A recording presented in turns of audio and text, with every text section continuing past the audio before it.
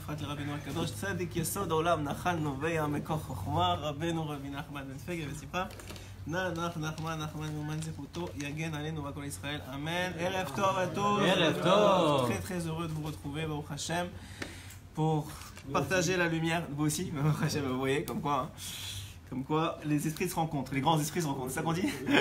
Alors, Baruch Hashem. Il est sorti de la glaciation. Oui, exactement, on se réchauffe. Donc Baruch Hashem, Besset Adishmaya, on va essayer, Bezrat Hashem, de partager le hors de Rabbeinu encore une fois ce soir. Que ces paroles de Torah soient pour la Refoua Shelema de Cher et la Refoua Shelema et la Tchouva Shelema de Serge Shimon ben Avraham Enoch, pour la Refoua Shelema de Rav Elazar Mordechai ben Esther Yehudit. Oui, j'ai dit. C'est Tchouva Shelema et Refoua Shelema. Refoua Shelema de Meir ben Eliyahu, pour la Refoua Shelema de pour la Refoua Shelema aussi de Asher Jami Ben Moshe, et aussi pour les Avdil, Elef Afnadaim, les Nishmat Moshe Ben Miriam et Yamna Bat Perla. Voilà, celui qui pense, il pense aussi au nom qu'il a dans la tête, pour la Refoua Shelema, pour la Teshuvah. La Torah, ça sert à tout. Baruch Hashem, la Torah, ça sert à tout. Il faut juste savoir la diriger correctement et s'attacher aux bons tzadikim. Tous les tzadikim, Baruch Hashem. Je vais mettre à tous les tzadikim. S'ils sont appelés tzadikim, c'est que ça vaut la peine de s'y attacher.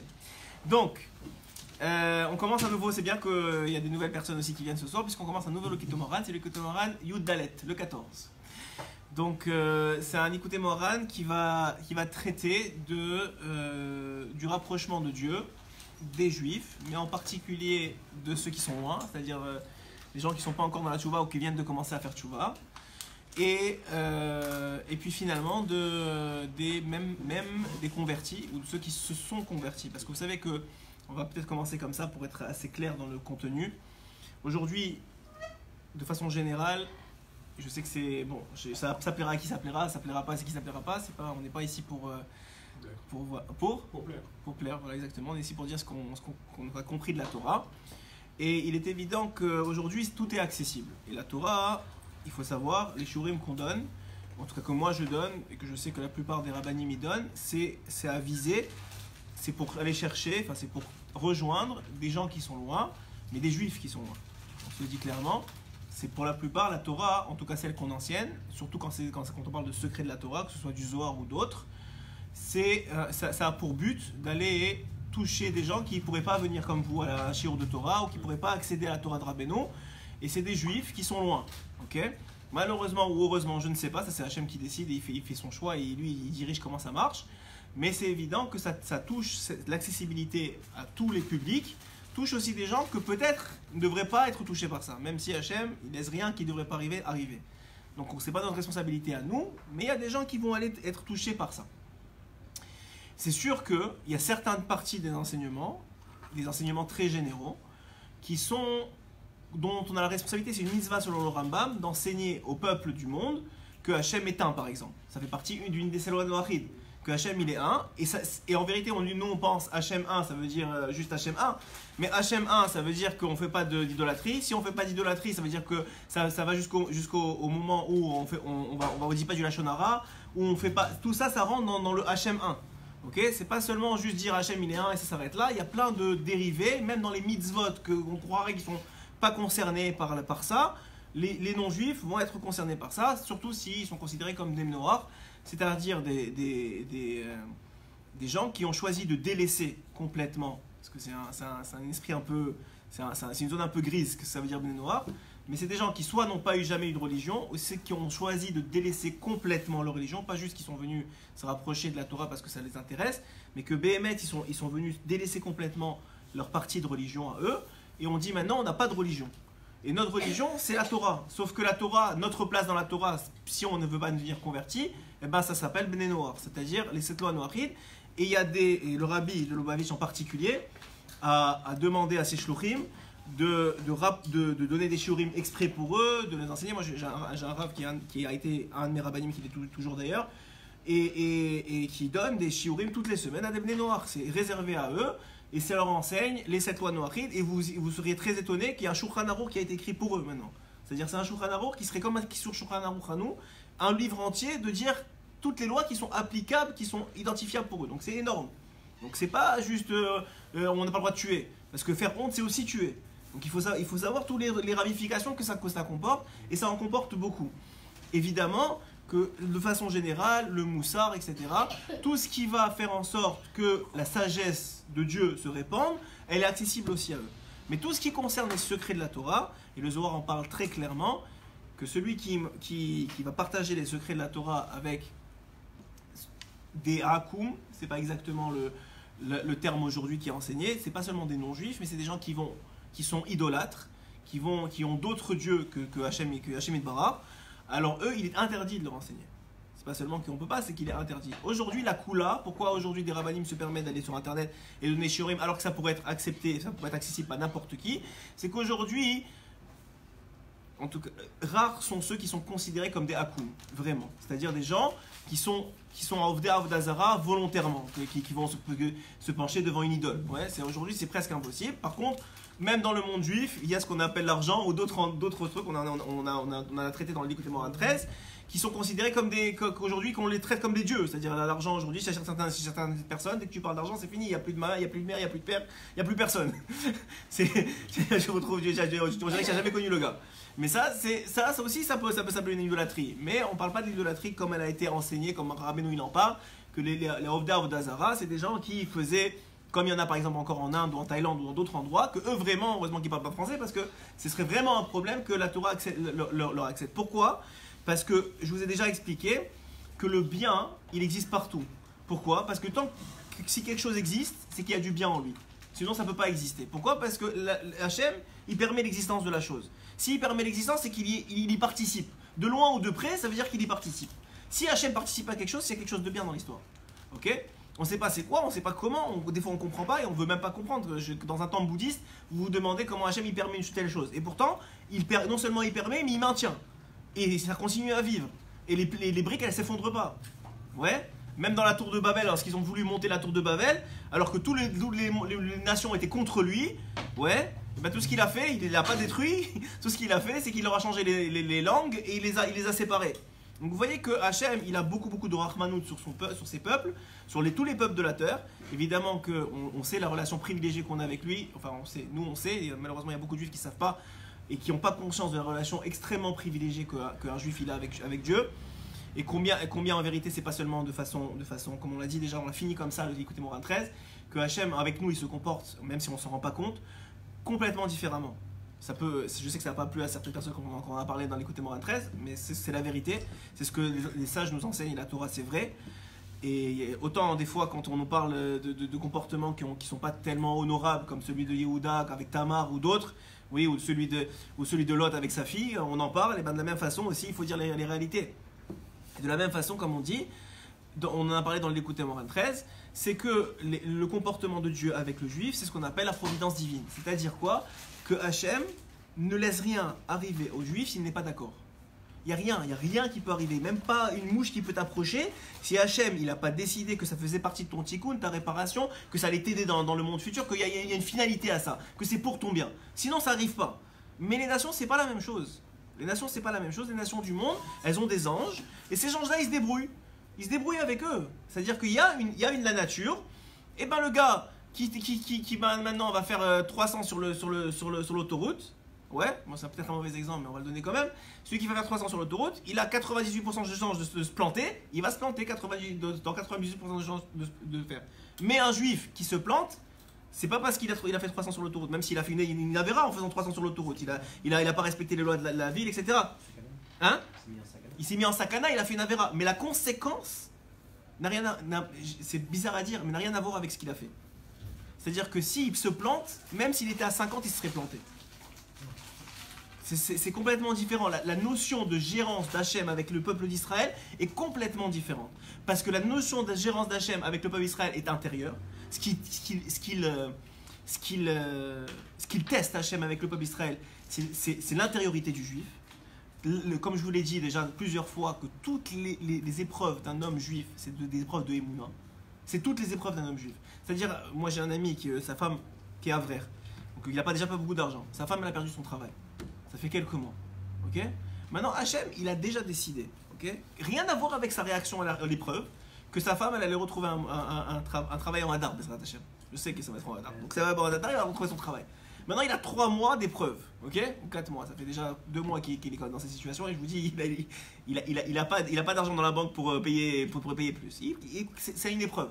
Maintenant, son épreuve, c'est pas parce qu'il va la réussir que sa femme va trouver plus vite du travail ou qu'il va pas la réussir qu'elle va trouver moins vite. C'est déjà décidé ça. Ça, c'est la Metsiout que Hachem il a décidé que pour elle, il faut tant de mois de vacances. Ok. Maintenant, par contre, il a une épreuve. C'est une vraie épreuve. C'est quoi? C'est une épreuve de Emouna. Comment il va réagir à ça? Maintenant, qu'il réagisse bien ou qu'il réagisse pas bien, ça ne changera rien au fait qu'elle va retrouver son travail. C'est très fort ce que je vous dis. Ce que Rabbeinu il apporte, c'est une autre façon de voir la vie. C'est que le travail, c'est déjà, comme elle dit la Gemara, ta femme, ta maison, ton travail, t'es né avec. Des fois c'est un problème pour certains, mais ça a l'air que c'est une problématique. Mais la réaction à tes épreuves, ça c'est là où tu es testé. Comment tu réagis? Comment tu vas? Est-ce que tu vas continuer à avoir de la émouna? Est-ce que tu vas continuer à sourire? Est-ce que tu vas prier? Est-ce que tu vas te retourner vers Hachem au lieu d'aller chercher des avocats et des problèmes et des histoires est-ce que tu vas te tourner vers l'homme ou tu vas te tourner vers Kajoro? Ta réaction, ta pnimiout, c'est ça que Hachem y voit. C'est ça que Hachem y teste avec le juif. Avec les non-juifs, c'est pas comme ça. Avec les non-juifs, c'est de l'extériorité qui est testée. C'est-à-dire que c'était Béhémet, en fonction de la nature des choses, de qu'est-ce qu'il a fait, qu'est-ce qu'il n'a pas fait, il a triché, il n'a pas triché, il va avoir une conséquence. Vous voyez très bien que des fois, il y a des gens que tu sais pas pourquoi ils ont réussi, alors que des fois les gars ils savent pas signer leur nom. Moi j'en connais, hein, personnellement, le gars il a pas signé son nom, il a je sais pas combien d'immeubles à New York. Il sait même pas signer son nom. Il te dit, si j'avais su signer, je n'aurais pas eu mes immeubles. Si j'avais su signer, j'aurais pas eu mes immeubles. C'est-à-dire c'est complètement celui qui vraiment voit avec les yeux de la Torah. Il se dit, mais comment? C'est pas possible, ça n'existe pas. C'est pas logique la réaction. Comment Hachem il gère le peuple d'Israël. C'est pas logique. On le voit même au niveau clali. Je veux dire, tout ce qui s'arrive, des millions de personnes qui veulent nous détruire autour de nous, et nous on est encore là à vivre comme si rien n'était et à s'embêter pour des places de parking. Ça veut dire, des fois on se dit, mais attends, mais c'est pas logique. Attends, regarde un peu le visage de la réalité. Non, notre vie elle n'est pas la même. Il faut l'accepter. Ceux qui l'acceptent parmi les nations, qui le reconnaissent, et qui acceptent leur rôle, tant mieux. Ceux qui veulent se rapprocher du peuple d'Israël. Alors pourquoi je vous dis tout ça? Parce que Rabbeinu il va expliquer maintenant comment on rapproche les gens.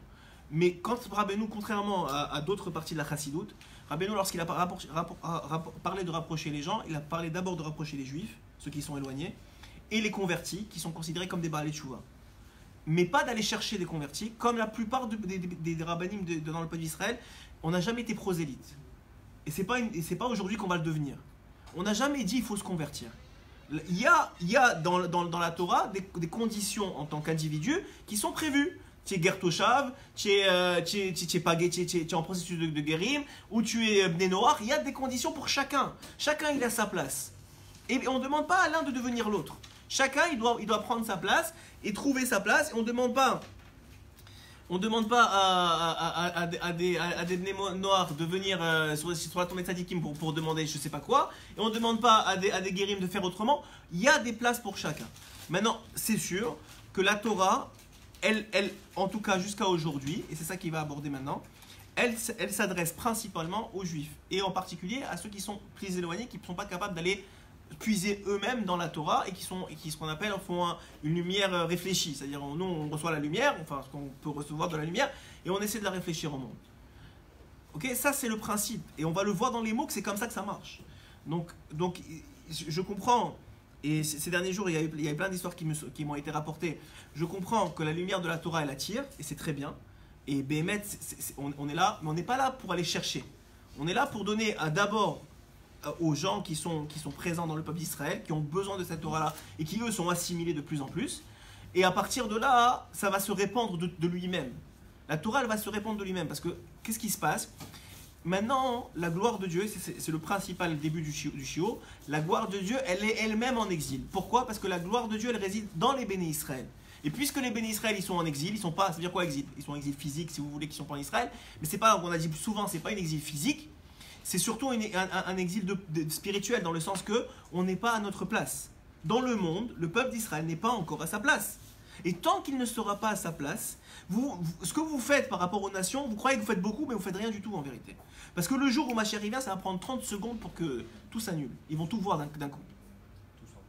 Tous, ils vont. Le Zohar, il dit qu'ils vont brûler leurs églises, ils vont brûler de honte. Tellement ça va être clair la vérité. Donc, qu'est-ce que le travail que nous on a à faire, maintenant, si ça a des répercussions positives, tant mieux. Celui qui veut prendre des shiurim et l'utiliser pour sa vie, pour servir mieux Hachem, pour voir mieux Hachem dans sa vie, tant mieux, même s'il n'est pas juif. Mais il faut comprendre que la Géoula, elle passe par la tchouva des juifs d'abord. Et c'est vraiment comme ça que ça marche. Et on va faire une petite introduction, mais déjà c'est une introduction ce que je vous ai dit, mais une petite introduction par rapport à la paracha d'hier, parce que c'est BMS, j'ai remarqué que la transition entre Vaïchi, qui est la dernière paracha, bonne soirée, la transition entre Vaïchi, qui est la dernière paracha de Bereshit, et Shemot, qui est la première paracha du livre de Shemot, comme son nom l'indique, en vérité vous allez voir que ça correspond exactement à ce qu'on est en train de dire. Pourquoi?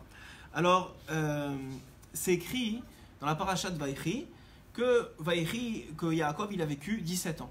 C'est la paracha qui parle des 17 dernières années de Yaakov. Où ça? En Égypte. C'est d'ailleurs le début de l'exil. Shemot, c'est le début de l'exil. Ouais, dans laquelle on est encore aujourd'hui, puisque Mitzraïm, l'exil de Mitzraïm, l'exil d'Égypte, le Zohar il dit, et les Chachamim de façon générale, ils disent que tous les exils ont été appelés au nom de l'exil d'Égypte, parce que c'est la première exil, c'est finalement le prototype de tous les autres exils. Dans l'exil de Mitzraïm, il y a tous les autres exils en vérité.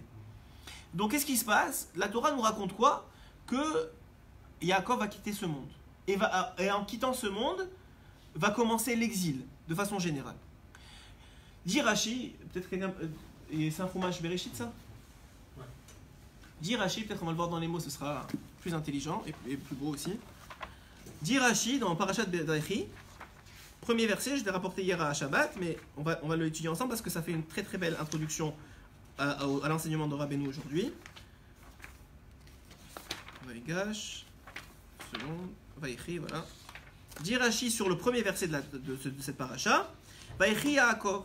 Vous savez que la paracha de Vaïchi, c'est une paracha qui est stouma. C'est quoi stouma? C'est que normalement, la règle veut qu'il y a au moins un espace de 9 lettres entre une paracha et une autre. C'est comme ça que Ezra a Sofer et même Moshe Rabbeinu à l'époque, depuis que ça a été instauré, la lecture des parachiotes, ils ont séparé les parachutes. Ok, très bien. Cette paracha, c'est une qu'il n'y a pas de séparation. Donc Rashi, c'est sûr, il va demander pourquoi. Et il répond comme ça. Lama parachazo stuma. Pourquoi la paracha, elle est fermée? Elle est fermée. Les filles, parce que chez Kevan, chez Niftar, Yaakov Avinu, il part de ce monde. Nistemu, et comme il est parti de ce monde, Nistemu Ainehem, les yeux des béné Israël, ils se sont fermés. Pourquoi? Velibam, et pas seulement leurs yeux, mais leur cœur. Chez l'Israël, Mitzara Mashevut, parce qu'il commence l'exil. En vérité, le vrai exil va commencer beaucoup plus tard. C'est après Lévi, après la mort de Lévi, donc c'est encore quelques années qui vont passer. Mais commence déjà un certain exil, même s'il n'est pas physique encore. Certains disent que déjà c'était le moment où Paro a commencé à les faire travailler, ou certains disent simplement qu'il y avait un exil, ça commence à être lourd. Ouais. Et surtout, c'est quoi le vrai exil? C'est que les béné Israël ont commencé à sortir de Goshen et commencer à rentrer dans les théâtres, rentrer dans les villes et commencer à s'assimiler. C'est ça le vrai exil, c'est que le peuple d'Israël n'est plus à sa place. C'est ça, l'exil spirituel du juif, c'est ça, c'est qu'il n'est pas à sa place. Donc il y a eu un commencement, même s'il n'a pas été physique, en vérité, d'ailleurs la Torah nous l'apprend. Les seuls qui n'ont pas été exilés, c'est qui? C'est Lévi. Pourquoi? Parce qu'ils sont restés à leur place. Et si les béné Israël étaient restés à leur place, il n'y aurait pas eu d'exil pendant toutes les années, l'exil aurait été comme ceux de Lévi. Ils ont continué à étudier la Torah. Pourquoi? Nous dit le Zohar, parce que si tu choisis le hall de la Torah, la dureté de la Torah, qui s'appelle se casser la tête et venir étudier, il est 8h30 du soir, vous venez faire un shiur et on vous en fait un autre, et on vient, on étudie, ou bien on aurait pu se dormir, on pourrait se poser, vous venez vous étudier la Torah, vous venez apprendre de la Torah, sachez que le Zohar te dit, cette douleur-là, que toi, en plus c'est un kiff, mais cette douleur-là que tu es venu t'infliger volontairement, elle va être enlevée de la douleur qu'on aurait dû t'infliger de toute façon. Tu aurais dû aller faire le Massar Nassa ou attendre 3 heures là-bas ou faire pas vous, mais un accident de voiture et tu aurais dû aller amener la voiture au garage. N'importe quoi, ça va vous être enlevé de ça. C'est-à-dire que l'homme, plus il se met dans la Torah, plus il choisit la Torah, plus il dit, tu sais quoi, moi je vais me mettre dedans et je vais commencer à me casser la tête, etc. Plus la souffrance, qui est une souffrance volontaire, en plus qui va lui ramener du mérite. Parce qu'il gagne son Olam-Haba, il gagne de la chokma, il gagne de l'intelligence, il sait comment gérer sa vie, il gagne plein de choses. Mais en plus de ça, un des un des grands avantages que ça, c'est que ça va lui être enlevé d'une douleur qui a été déjà décidée à Rosh Hashanah pour lui. Donc on voit de Lévi, c'est un enseignement que le Zohar il apprend de Lévi. Lévi il n'est pas sorti il n'est pas sorti en galoute. Donc qu'est-ce qu'on remarque? On remarque que Béhémet. Ici on voit quoi? On voit que y a un concept qui s'appelle la shiabout, qui s'appelle l'esclavage, même avant que l'esclavage ait commencé. Ça c'est la première chose qu'on voit. La deuxième chose, c'est qu'il y a une question qui est fondamentale, normalement vous devez me poser tout de suite sur Rashi. C'est depuis quand? Parce que maintenant ils ont fermé les yeux, alors maintenant la paracha aussi elle est fermée. Qu'est-ce que ça a à voir? Qu'est-ce que ça a à voir que les béné Israël ils ferment les yeux, alors maintenant la paracha elle est fermée? Premièrement, pourquoi ils ferment les yeux? Ah, qu'est-ce qu'ils ont mal? Ouais, je sais pas, vous êtes allé chez le dentiste déjà, mais la plupart des gens chez le dentiste, quand ils commencent à voir l'aiguille, ils ferment les yeux. Ouais? Pourquoi? Pourquoi ils font ça? Pour ne pas voir le mal qu'ils auront. Pour ne pas voir le mal qu'ils auront. Ok, mais pourquoi? Sauf c'est là le mal, ils vont avoir mal. Pourquoi ils ferment les yeux? Et c'est un réflexe, hein, c'est pas une question. C'est l'âme qui fait ça. Rabbeinu il pose la question. Rabbeinu pose la question sur pratiquement tout. Hein. Je vous dis, il explique ça à peu près pratiquement tout. Il demande pourquoi les gens, quand ils ont mal, ils ferment les yeux. Pourquoi? Alors il dit, Rabbi Nachman, il dit que l'individu de façon innée, son réflexe de l'âme, c'est que quand il ferme les yeux, il cherche le tahlit. Il appelle ça comme ça, le tahlit. C'est quoi le tahlit? C'est la finalité. Il essaie comme vous avez dit, d'échapper à la réalité présente, mais pas d'échapper en disant elle n'existe pas, parce qu'il sait très bien que ça va lui arriver l'aiguille, ok? Ou s'il est chez le médecin ou n'importe quoi, enfin ce qui va lui arriver, ça va lui arriver. Il ferme pas les yeux pour éviter ça. Il ouvre la bouche, il sait très bien qu'il va prendre l'aiguille. Non, il ferme les yeux pour supporter mieux l'épreuve. Comment ça peut lui faire aider supporter mieux l'épreuve de fermer les yeux? Quand tu fermes les yeux, dit Rabbeinu, tu te projettes dans le tahlit. Le tahlit, c'est la finalité. Tu te projettes, tu sais quoi, je suis venu pourquoi ici? Même s'il ne le sait pas, le gars. Mais il fait ça instinctivement, qu'il est venu ici, tu sais quoi? Parce qu'il va m'aider en vérité. Il est en train de me guérir. Donc je vais souffrir, mais je me projette dans le tahlit, dans la finalité. D'ailleurs, la paracha de Vaïchi, c'est la paracha où Yaakov Avinu avait décidé de dévoiler au peuple d'Israël le tahlit, la finalité. C'est juste que ça lui a été enlevé à la dernière minute parce que c'était pas le moment. Mais sa volonté première de Yaakov, c'était de dévoiler le tahlit. Pourquoi? Pourquoi dévoiler le tahlit? Parce que selon Yaakov Avinu, savoir le tahlit, ça aurait aidé à l'exil. Si tu sais que ça va finir dans 3 ans, ben, tout le monde est content. Je veux dire, même celui qui a des mashkanta pour 20 ans, il dit, ben, c'est pas grave, dans 3 ans c'est fini. Ouais? Ou qu'il y a des problèmes de Shalom Bayah, il va dire, bon, c'est pas grave, il reste encore 3 ans.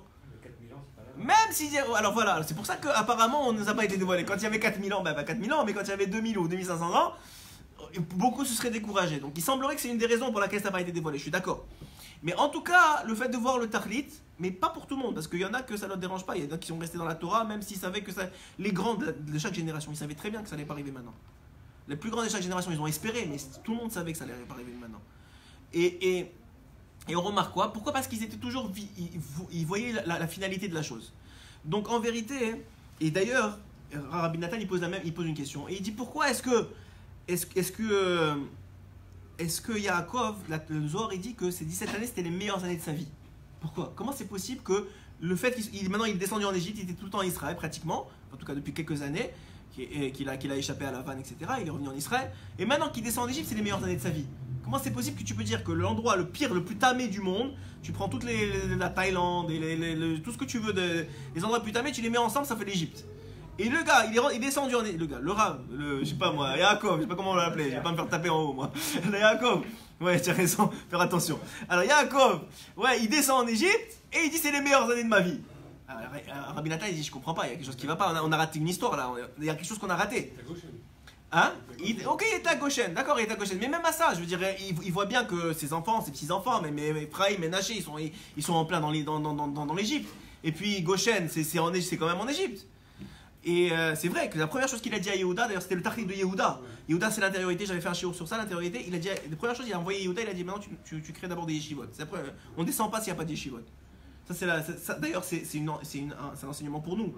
Là où tu veux vivre, d'abord tu vois s'il y a un kahal, il y a des cours de Torah, il y a une yeshiva, il y a où étudier. Sinon tu descends pas, tu vas pas là-bas. C'est une première chose que tu dois vérifier, pour toi, mais surtout pour tes enfants et tes petits-enfants. Et donc, pourquoi? Alors, Rabbi Nathan, il pose la question. Et il pose la question et il demande, mais alors comment c'est possible qu'on peut dire que Yaakov c'est les meilleures années de sa vie? Et Rabbi Nathan il répond très simplement, parce que Yaakov il était joyeux. Pourquoi? À cause de son fils. Il a retrouvé son fils. Maintenant, c'est pas, ça c'est pas mal évident. Il a retrouvé son fils, tout le monde sait qu'il a retrouvé Yosef, il avait tous ses enfants autour de lui, il était heureux. D'accord, alors que ça change. Mais, quand même, il a des problèmes dans la vie, il est arrivé en Égypte.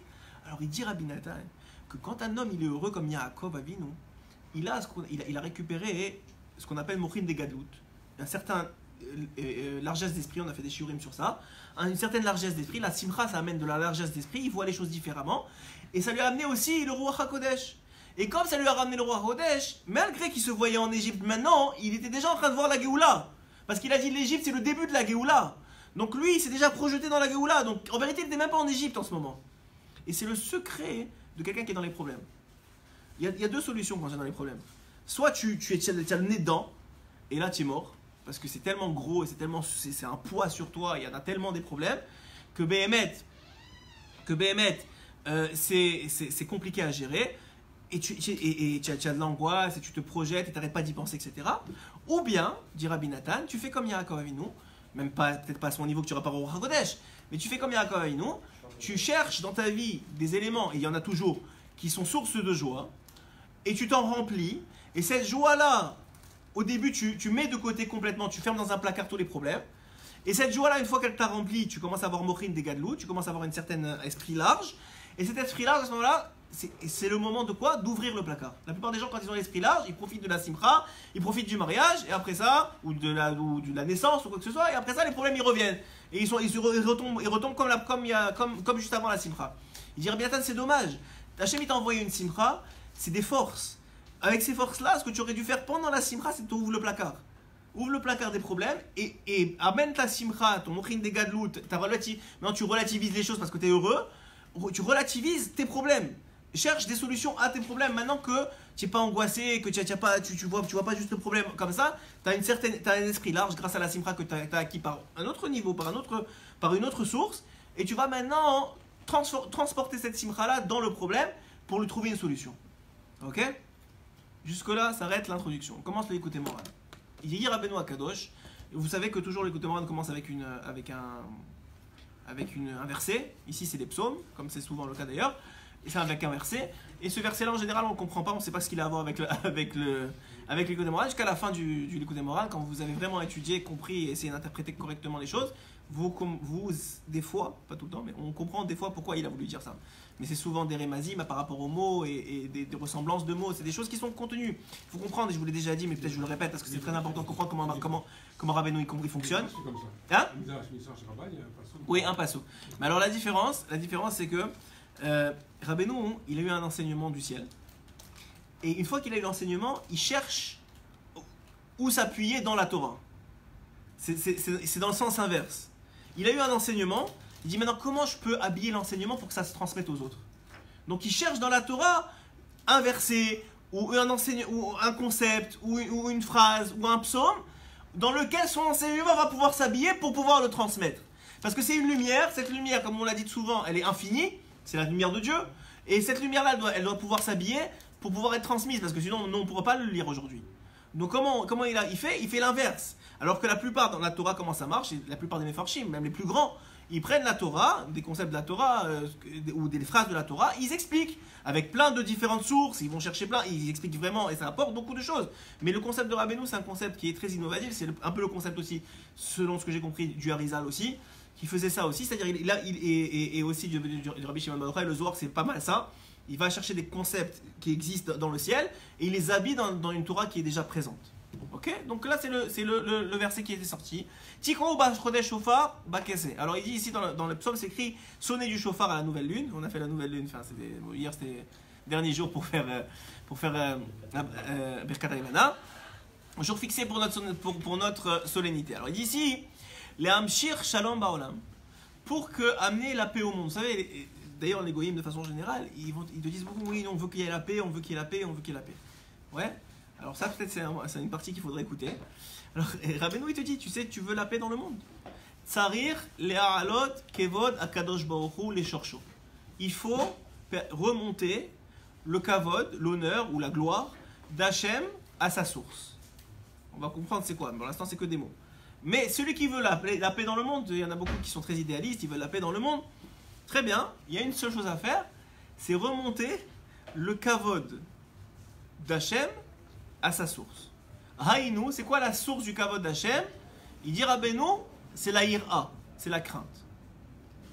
Pour l'instant, en magasiné, on va voir qu'il va développer évidemment. Vous savez que, comme je vous l'ai dit souvent, dans le premier paragraphe du Likutei Moharan, après tout le reste du Likutei Moharan se contient dans le premier. Mais c'est une fois qu'on l'a étudié qu'on peut vraiment revenir à la source.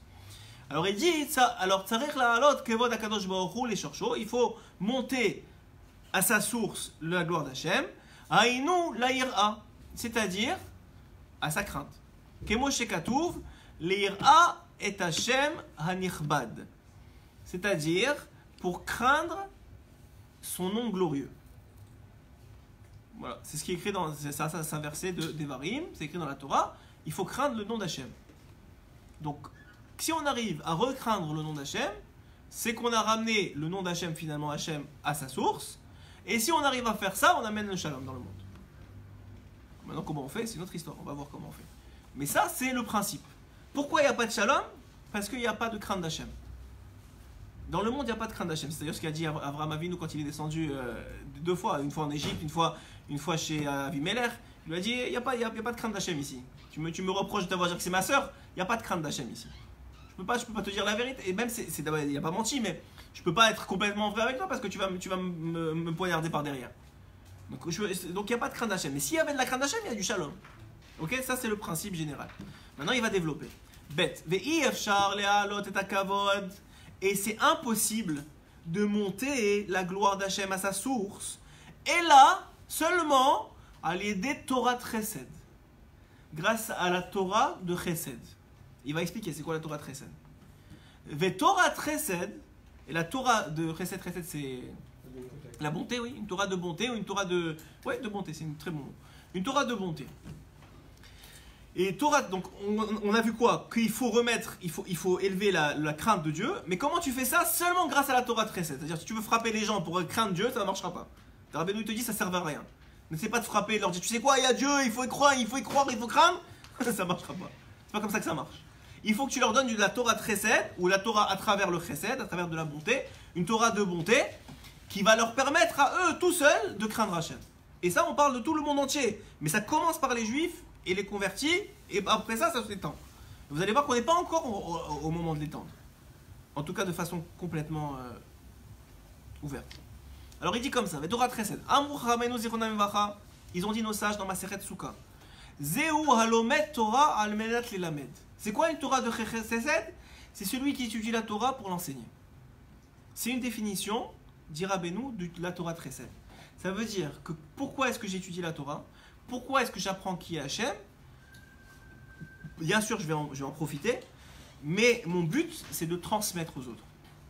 C'est que les autres qui n'ont pas étudié ce que j'ai étudié moi, ou qui n'ont pas compris ce que j'ai compris moi, ou qui n'ont pas les mêmes kélim que moi, parce qu'ils ne sont pas nés dans la religion, ou ce que vous voulez, chacun il a quelqu'un de plus loin que lui. C'est toujours, sachez-le, c'est toujours comme ça. Je vous ai dit déjà, Rabbeinu il a dit que le peuple d'Israël c'est une échelle. Donc il y a toujours quelqu'un en dessous, il y a toujours quelqu'un au-dessus. Et chaque fois, il dit, je vous l'ai déjà dit aussi, que chaque fois qu'il y en a un qui monte, ça laisse une place. Et comme il ne peut pas avoir de vide, celui qui est en bas, automatiquement il est attiré vers le haut. Hachem il va faire qu'il monte. C'est obligatoire. Chaque fois quelqu'un qui monte, il faut que la place d'en dessous elle soit occupée. Donc il monte et l'autre il monte et l'autre il monte et l'autre il monte. Et quand tout le peuple d'Israël sera sur l'échelle, on va pouvoir faire monter les guérim. Et quand on sera monté, et les guérim c'est encore un autre concept, mais on va faire monter les goïm et tranquillement tout le monde va monter. Mais il faut que tout le monde soit sur l'échelle, sinon ça ne marchera pas. C'est comme ça que ça marche, c'est une échelle, il n'y a pas des bypass. Okay, il n'y a pas une échelle qui court-circuite l'histoire, c'est une échelle, et il y en a un qui est là, un qui est là, un qui est là, un qui est là, et plus les gens y montent, plus l'autre il va monter derrière lui. Plus il y aura de shiur de Torah, plus il y aura encore des shiur de Torah, et l'autre il va être encore plus écouté, et l'autre il va être... C'est comme ça que ça marche, plus il y en a, plus il y en a. C'est comme ça, c'est comme ça la Torah. Donc il dit ici, donc la chose suivante, il dit que comment est-ce qu'on va faire monter la gloire d'Hachem, donc sa crainte, à travers la Torah de Chesed. C'est quoi la Torah de Chesed? C'est un individu qui étudie pour l'enseigner. Alors maintenant, évidemment, il dit, il y a des gens qui ne savent pas enseigner, c'est un commentaire. Par rapport à ta format, il demande, mais il y a des gens qui ne savent pas enseigner. C'est pas dans leur nature d'enseigner. Ouais. Alors si tu ne sais pas enseigner, il y a des façons de participer à l'enseignement. Soit quand tu viens à un shiur, sachez que tous on fait partie du shiur. Sinon, il n'y aurait pas eu le même shiur. Je vous ai déjà dit plusieurs fois que ça s'appelle le Or Choser, c'est ce que Rabbeinu dit. En fonction de qui participe au shiur, toi tu envoies la lumière qui est écrite, enfin lui il t'envoie la lumière, toi tu envoies la lumière et ça revient. Et c'est ça qui ressort. Vous vous rendez pas compte, mais vos âmes elles retournent de la lumière. Et c'est ça qui ressort du chiot. Et c'est pour ça que des fois je fais je suis pas toujours là, donc des fois je fais pas des shiurim ici, mais on voit tout de suite la différence. C'est-à-dire on voit que le or il est pas le même. Et c'est différent, des fois c'est Hachem qui décide, donc c'est bien comme ça aussi. Mais c'est jamais la même chose, c'est en fonction de qui est présent et comment ça reparticipe. Donc il y a des gens, ils viennent à des shiurim, ils savent pas, mais ils font aussi mais Almenat Lelamed, parce que ça fait partie de l'Elamed. Il y en a, quand vous allez parler à un ami ou à votre femme, tout le monde peut parler à sa femme et à ses enfants, vous allez retranscrire, c'est une mitzvah de la, je vous rappelle que c'est une mitzvah de la Torah, autant que de mettre les téphilines, de parler à ses enfants de Torah, ou de leur enseigner la Torah, c'est une mitzvah de la Torah. Et si on ne peut pas capable de faire soi-même, on engage quelqu'un. Mais il y a un minimum, un Shabbat, il y a des moments où c'est une mitzvah de la Torah, il faut comprendre combien c'est important de retransmettre, en particulier à ses enfants, c'est la première étape. Et à sa femme. Je vous ai déjà dit que le Zohar HaKadosh il dit que toute la simcha de la femme elle passe par le mari. Toute la simcha de la femme elle est née sous un, je sais pas comment on va dire ça, sans être en étant gentil, hein, mais la femme elle a une tendance à être plus matérielle. Et donc en étant plus matérielle, elle est plus attirée par la matérialité. Et quand elle est plus attirée par la matérialité, il y a une sorte de hazwout qui peut s'installer très facilement, une sorte de tristesse qui peut s'installer plus facilement chez la femme. Principalement parce qu'elle n'est pas aussi, elle n'étudie pas la Torah directement. Et aujourd'hui, elles sont capables d'aller chercher directement sur Internet. Mais de façon générale, elles ne sont pas capables d'aller étudier correctement, de recevoir le or directement, un or qui est direct, une lumière qui est directe. Et donc c'est le rôle normalement du mari. En tout cas jusqu'à que les shiurim étaient en ligne, mais c'était le rôle du mari d'aller donner de la simcha à la femme. C'est lui qui doit ramener la simcha à la maison. C'est pas facile. Mais hein? Ah oui aussi? Non je sais pas, moi ça j'y crois pas. Mais c'est sûr que ça va aider, mais c'est pas ça le principe. Et donc il dit ici, pourquoi on parle de ça? Parce qu'il dit ici que l'individu il doit faire une Torah Tresset. C'est quoi une Torah Tresset? C'est quelqu'un qui apprend pour enseigner. C'est ça sa définition pour l'instant. Kizé Eikar Kvodo. C'est ça l'essentiel de la gloire d'Hachem. C'est quoi l'essentiel de la gloire d'Hachem? Kamouva Bazoar, le Zohar il le dit dans Parashat Yitro. Besha'ata dish'ar akum, atayin ve'odan, lekucha berechu, keden istalek ve'ityaker, shema dekucha berechu aela ve'tata. Quand les autres nations, ils viennent, ils reconnaissent Akadosh Baruch Hu, et ça va arriver un jour, que les autres nations, ça commence à arriver de façon individuelle, mais en tant que nation, ils vont reconnaître le nom d'Hachem, ils vont le glorifier. Il va être glorifié dans le monde supérieur et dans le monde inférieur, il dit le Zohar. Comme qui? Comme Yitro lui-même. Qu'est-ce qu'il a dit Yitro? Yadarti ki gadol Hachem mikol ha'elogim. Jusqu'à maintenant, je viens de savoir que Hachem, il est plus grand que tous les dieux. Quand est-ce qu'il a su ça? Quand le peuple d'Israël, il a repris sa place. Il y a une marloquette, à savoir est-ce que Yitro il est venu avant qu'on reçoive la Torah ou après qu'on reçoive la Torah? Selon ceux qui disent qu'après qu'on reçoive la Torah, ça marche très bien. Ce qu'on vient de dire maintenant. Parce que là où quand on a reçu la Torah, on a repris notre place dans le monde. Et quand on a repris notre place dans le monde, ça a attiré Yitro, qui était d'ailleurs le seul à avoir entendu vraiment. Mais quand même, ça a attiré quelqu'un. Et là, à ce moment-là, c'est très bizarre, mais à ce moment-là, c'est à ce moment-là que quoi? Que la gloire d'Hachem, elle était complète. C'est quand Yitro il est venu, dit le Zohar, que la gloire d'Hachem, elle a été complète. Keden istalek ve'ityaker shema dekucha berechu. Pourquoi? Parce qu'à ce moment-là, il a dit j'ai reconnu que Hachem c'est le plus grand des dieux. Nimtsa zeu kevodo. C'est ça le kavod d'Hachem, c'est quand on le reconnaît. Le kavod d'Hachem, c'est quand on le reconnaît. Le craindre, c'est aussi le reconnaître. Ok? Mais c'est quand on le reconnaît. Que bene adam shehem michutz la kutsha mekarvin. Lorsque les hommes qui sont en dehors de la sainteté, de la Gdusha, qui sont chez Michutz la Gdusha, mais Karvin il se rapproche, et Atzman Lifnin ma Gdusha, il se rapproche de la sainteté, et Hen Gerin chez Megarin. On les appelle des Gerim, on les appelle des convertis qui se convertissent. Les gens qui sont loin de Dieu et qui se rapprochent un tant soit peu de la Gdusha, donc d'Akadosh Baruch Hu, ils s'appellent des Gerim, selon la Torah. C'est quoi? C'est un aspect de converti. Sur cet aspect-là, tu t'es converti. Hen Baalei Tshuva, c'est donc des Baalei Tshuva. Donc ici, Rabbeinu, il parle très clairement que le travail, il commence chez les Guérim, qui sont aussi des Baalei Tshuva en vérité. Donc chez les convertis, qui sont déjà convertis, pas qui n'ont pas commencé encore ou qui veulent devenir convertis, ceux qui ont fini le processus, ils commencent d'abord à ceux-là qui font partie, en vérité, même le Zohar il en parle beaucoup, d'une catégorie complètement à part du peuple d'Israël. Les guérim, c'est une catégorie complètement à part du peuple d'Israël. Pas à part dans le mauvais sens, au contraire, mais ils ont une place très particulière dans le peuple d'Israël. Parce que c'est un procédé qu'ils ont choisi même avant de venir dans ce monde, de revenir vers Hachem à travers l'une des épreuves les plus difficiles qui s'appelle la guéroute, qui s'appelle la conversion. Parce que être né à je sais pas où et revenir vers Hachem, c'est comme on a vu la façon la plus grande de reconnaître la grandeur d'Hachem. Mais c'est aussi une épreuve très compliquée et très difficile. Et ils ont un statut très spécial dans le peuple d'Israël. Mais même le Baal Teshuvah, qui lui aussi a un statut très spécial dans le peuple d'Israël, sachez-le qu'un Baal Teshuvah ne sera jamais au même niveau qu'un tzaddik. Il y en a qui disent plus haut, il y en a certains qui disent moins haut, mais en tout cas, il n'a pas le même niveau, il n'a pas le même statut. Un Baal Teshuvah, ça reste un Baal Teshuvah, et selon la plupart des dérotes, c'est un niveau plus haut que celui qui est né tzaddik. Même si, comme je vous ai dit beaucoup déjà, la Gemara elle explique simplement que tout le monde est Baal Teshuvah. À un certain niveau, il n'y a pas un homme qui n'a pas fait de faute, donc on est tous Baal Teshuvah selon un certain niveau, et si on considère ça, donc il n'y a pas de problème. Hein, le tzaddik, la définition du tzaddik, c'est quelqu'un qui tombe et qui se relève. Hein, c'est fait tchouva, exactement. C'est quelqu'un qui tombe et qui fait pas yéhouch. C'est ça le tzaddik. C'est pas quelqu'un qui tombe pas.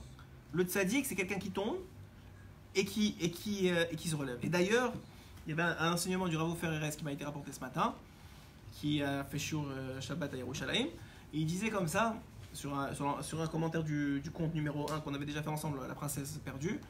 Il dit que un homme, des fois, il se rapproche de Dieu. Et pas des fois, c'est souvent comme ça, il se rapproche de Dieu, donc en plein dans le sujet dont on a parlé, il se rapproche de Dieu, et là il commence à voir plein de choses qui vont pas chez lui. Ouais, et il se décourage, parce qu'il dit, ouais, dis-moi, je suis tellement loin, je suis tellement compliqué, avant il s'en rendait pas compte, et plus il se rapproche, plus il se rend compte. Et le principe, il est, Rabbeinu, il dévoile très clairement qu'il devrait dire merci au lieu de se décourager. Pourquoi ? Parce qu'il y a un concept que cette chose-là qui s'est découvert à lui, l'orgueil, ou la jalousie, ou ce que tu veux, ouais, c'était en lui. C'est pas quelque chose qui est descendu parce qu'il a fait tchouva. C'était en lui. C'est juste que Hachem, il lui a pas dévoilé parce qu'il n'y avait pas de mérite de lui dévoiler. Il y a un problème chez toi. Il allait arriver à 120 ans avec la même jalousie, avec le même orgueil qu'il n'aurait jamais travaillé de sa vie. Et il aurait payé pour ça. Mais il dit, mais attends, mais je savais même pas que j'étais même pas au courant que j'étais orgueilleux. Je dis, mais ça c'est ton problème, mon grand. Tu t'es pas rapproché. Mais celui qui se rapproche, forcément, il va voir, attends, je suis orgueilleux, je suis jaloux, je réagis mal, je suis coléreux, mais c'est bizarre, c'est pas normal tout ça. Ouais. Mais ça, on doit dire merci pour ça.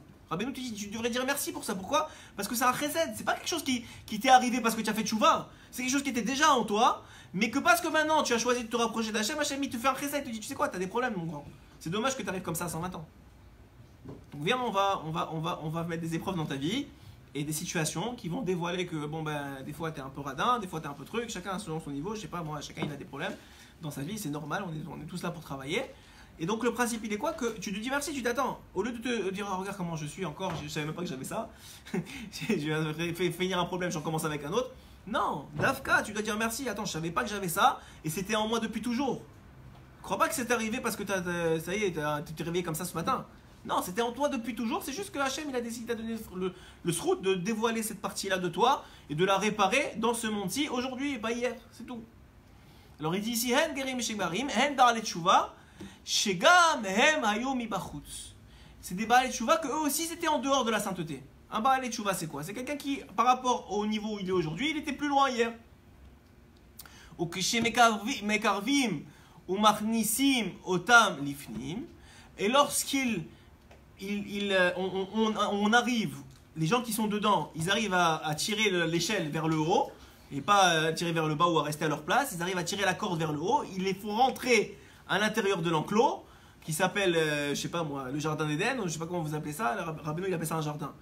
Il dit qu'il y a des gens qui sont à la porte du jardin et qui sont nus parce qu'ils n'ont pas de mitzvot, ils n'ont pas de Torah, ils attendent et personne ne peut les faire rentrer. Et le principal rôle du tzaddik, sachez-le, c'est beaucoup plus difficile pour lui, dit Rabbeinu, de s'occuper de ceux qui sont en dehors du jardin que de s'occuper de ceux qui sont à l'intérieur du jardin. Parce que ceux qui sont dans le jardin, ils sont déjà dans le jardin. C'est une question de temps avant qu'ils vont réaliser qu'ils sont un peu trop orgueilleux, ils sont un peu trop ceci, ils vont faire tchouva, ils sont dans la Torah, ils sont attrapés. Un jour il va s'énerver, demain il va écouter un shiur, il va dire ok, tu sais quoi, j'aurais pas dû m'énerver.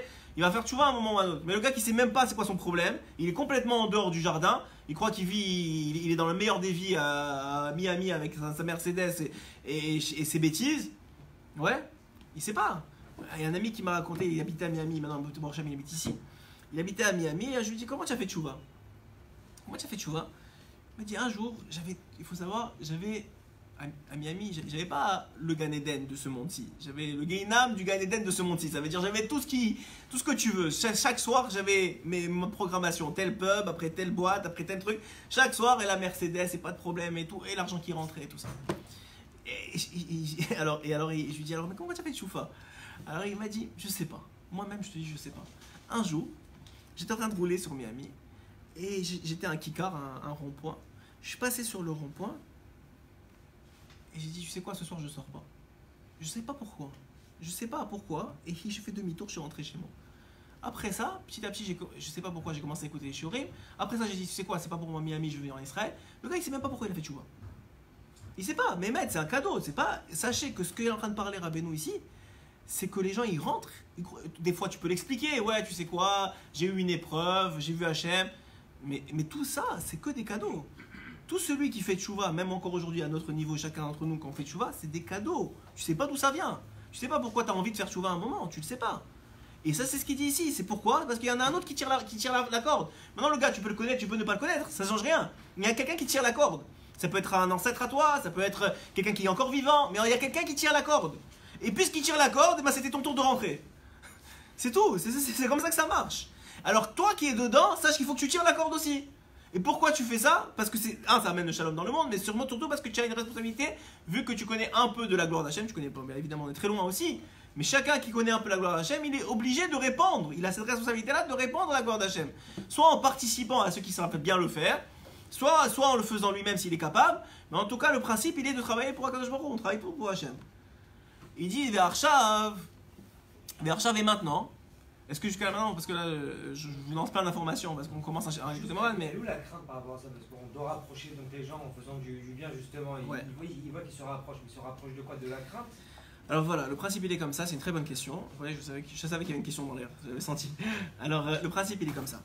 C'est que Béhémet, le principe il est que quand. Il parle de la crainte à la base, c'est ça le shoresh. Tu as raison, le shoresh de tout c'est la crainte d'Hachem. Et il dit la seule façon de rapprocher les gens c'est avec une Torah de Chesed. C'est-à-dire que c'est quoi une Torah de Chesed? C'est quelqu'un qui veut donner. Tu veux donner, tu veux rapprocher, c'est pas parce que tu veux lui dire ouais tu fais pas bien, ou parce que attends t'es nul, tu sais pas ce que tu fais, c'est ça marchera jamais. Sachez que ça repousse les gens et ça repoussera tous les gens, et même si ça a l'air de les rapprocher au début, tu es en train de les casser. Donc ça c'est clair chez Rabbeinu que c'est pas comme ça qu'il faut faire. Maintenant, le principe il est que si tu fais bien ton travail, c'est-à-dire que si tu vraiment tu rapproches les gens comme il faut, alors si tu tires correctement la corde, ce qui va se passer c'est que tu vas transmettre un enseignement, tu vas transmettre quelque chose qui n'est que du chesed, qui n'est que de l'amour d'Hachem, de la bonté, de la grâce, etc. Et une fois que ça c'est ancré en lui, que c'est ça qui l'a rapproché, que c'était ça son premier pas, lui-même il va dire ok maintenant comment je sers? Ah tu sais quoi, pour servir Hachem il faut faire Shabbat. Ah mais Shabbat c'est des restrictions. Ok, mais la restriction ça fait partie de la crainte. Pourquoi je fais Shabbat? Il y a Hachem j'ai compris qu'il y a Hachem dans le monde. Donc maintenant il faut que je le respecte. Ah mais attends, il faut pas que je mange pas de kasher, il faut pas. Ça s'appelle de la crainte. Tu le rapproches par amour pour que lui après crainte. Voilà, lui il doit craindre tout seul. Le principe c'est pas de faire peur aux gens. Ça marchera pas, il dit Rabbeinu. Surtout pas dans la génération du Mashiach. Jamais ça marchera. Mais c'est le tachlit la crainte. La tachlit, mais lui il doit arriver à la crainte. Parce que le tachlit, exactement, la finalité, c'est très bien ce que j'ai dit, c'est exactement ce que je voulais amener dans l'introduction. Le tachlit c'est craindre Hachem. Le tachlit de la finalité, c'est que l'individu il prenne conscience qu'il y a Hachem dans le monde et qu'il se comporte différemment parce qu'il le craint. Mais comment toi tu as réussi à le faire rentrer dans le jardin? Parce que tu l'as montré, parce que toi tu as montré combien Hachem tu l'aimes et combien il t'a fait du bien avec toi et combien c'est bon d'être juif et combien c'est bon d'être etc. Et tu l'as. Bémet, c'est pas que tu le triches parce que ça se sent si tu triches. Bémet, c'est ça que tu as réussi à construire chez toi et que de respecter Shabbat etc. C'est plus une restriction pour toi-même. Donc quand tu l'invites, il voit que c'est un kiff.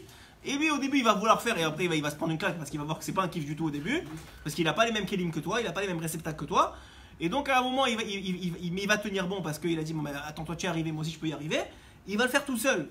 Craindre c'est pas possible de le transmettre. Si tu transmets de la crainte tu casses le gars. Il faut que tu transmettes du chesed et le chesed il va l'amener à craindre. On va voir comment il va rentrer dans les détails des détails. Oui. Je sais qu'il y a des personnalités qui n'arrivent pas à enseigner, à transmettre il y en a pareil, je suis d'accord.